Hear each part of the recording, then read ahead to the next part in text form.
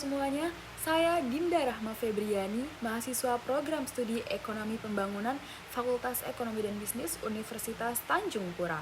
Video ini saya buat bukan hanya sebagai tugas akademik, tetapi sebagai bentuk kepedulian terhadap nilai kemanusiaan, demokrasi, dan juga keadilan yang terus diuji di negeri ini. Di sebuah tanah yang dikaruniai keindahan, di antara gunung, kabut, dan juga lembah di Wamena, tersimpan sebuah kisah yang tak pernah benar-benar sembuh. 4 April 2003, Wamena, Papua, hari yang seharusnya penuh dengan doa kini berubah menjadi duka, ketika harapan berubah menjadi luka.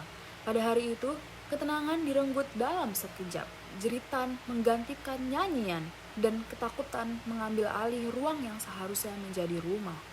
Pada 4 April tahun 2003, aparat gabungan TNI Polri melakukan operasi penyisiran besar-besaran di 25 kampung dan juga desa di Wamena. Operasi ini dilakukan setelah terjadi kasus pembobolan gudang senjata Kodim 1702 Wamena. Tetapi akibatnya jauh melebihi dari tujuan awal. Pada 4 April 2003, aparat gabungan TNI Polri melakukan penyisiran besar-besaran di 25 kampung dan juga desa di Wamena. Operasi ini dilakukan setelah terjadi kasus pembobolan gudang senjata Kodim 1702 Wamena. Tetapi akibatnya jauh melebihi dari tujuan awal.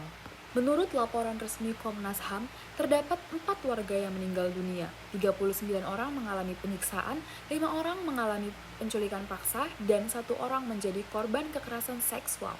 Meskipun sudah ada penyelidikan oleh Komnas HAM dan laporan telah diserahkan ke Kejaksaan Agung pada tanggal 3 September tahun 2003, tapi hingga kini keadilan tak kunjung datang. Pada 3 September 2003, Komnas HAM menyelesaikan penyelidikan pro justisia dan menyerahkannya kepada Kejaksaan Agung.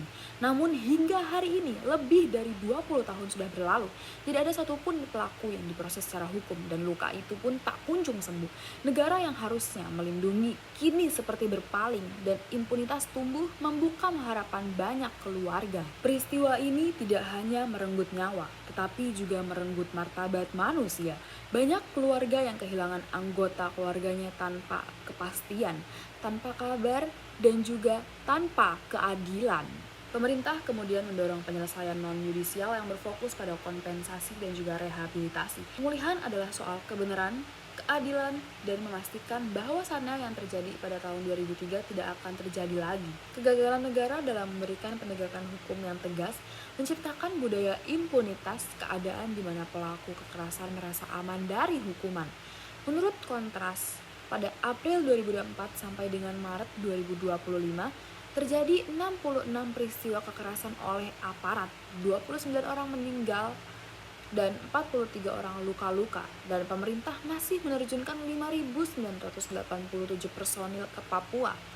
Militeristik dan juga sentralistik tidak akan pernah menghentikan kekerasan, justru akan memperdalamnya. Dan ketika semua ini terjadi, ketika laporan penyelidikan berhenti, ketika penyelesaian hanya berhenti pada kompensasi, ketika negara kembali membuka jalan militerisme melalui revisi UU TNI, kita perlu bertanya, apa arti demokrasi jika warga negaranya merasa tidak aman?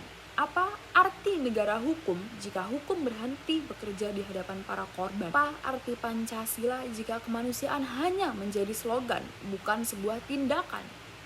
Dan di titik inilah, masyarakat sipil khususnya mahasiswa punya peran vital, karena negara hadir untuk menjamin hak hidup, rasa aman, perlindungan, dan juga martabat manusia sebagaimana yang sudah diamanatkan dalam konstitusi.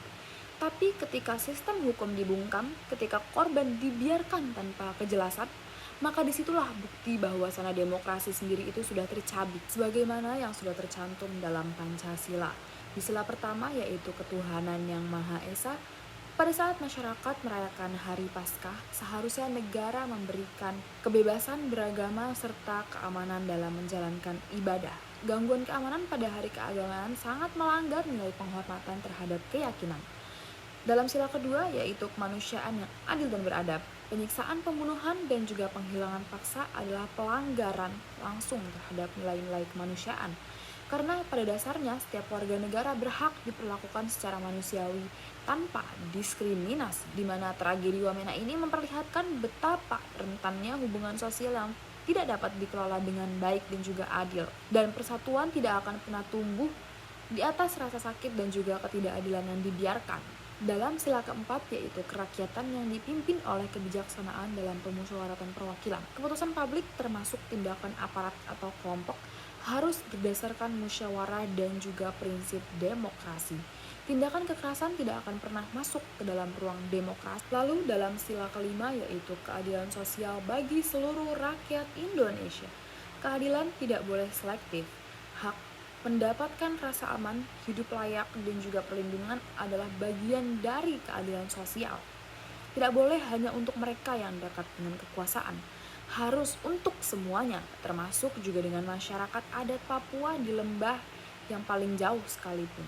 Dalam Undang-Undang Dasar 1945 pasal 28G ayat 1 berbunyi bahwasannya setiap orang berhak atas perlindungan diri pribadi, keluarga, kehormatan, martabat, dan juga harta benda yang di bawah kekuasaannya, serta berhak mendapatkan rasa aman dan juga perlindungan dari ancaman ketakutan untuk berbuat atau tidak berbuat sesuatu yang merupakan hak asas. Sebagai mahasiswa, kita tidak boleh diam saja. Kita punya banyak tanggung jawab moral dan juga intelektual.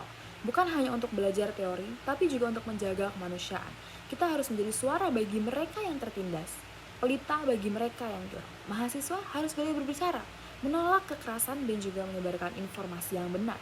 Karena Papua sering diselimuti oleh stigma negatif, hoax, dan juga narasi yang menyesatkan. Kita bisa menuntut penegakan hukum yang adil dan juga transparan. Mari kita akhiri budaya impunitas. Pastikan hak dasar warga negara di Papua seperti rasa aman, martabat, dan juga keadilan dapat dipenuhi.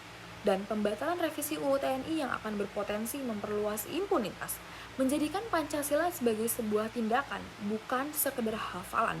Kemanusiaan, keadilan, dan juga peduli sesama, semua itu harus hidup di ruang publik, kampus, dan kebijakan negara. Berdiri bersama korban untuk menghormati mereka yang kehilangan keluarga, tanah, dan juga masa depan. Menghormati mereka yang sampai hari ini masih bertanya-tanya, di mana keadilan yang dijanjikan oleh negara kepada kami? Kalau kita diam saja, siapa yang akan bersuara? Dan kalau kita menyerah, siapa yang akan melawan ketidakadilan di negara ini? Wamena 2003 bukan peristiwa yang hilang tertelan waktu. Ia adalah luka yang tetap hidup, karena keadilan tidak pernah datang. 22 tahun sudah berlalu, tapi bagi keluarga korban, waktu tidak pernah menyembuhkan. Waktu hanya memperpanjang penantian. Kita mungkin tidak bisa mengulang waktu, tapi kita bisa menghapus jeritan, kekuatan, dan ataupun kehilangan. Tetapi kita juga bisa memperjuangkan masa depan. Kita bisa memastikan tragedi ini tidak akan terulang kembali. Dan kita bisa menuntut negara untuk menjalankan kewajibannya sebagai manusia, sebagai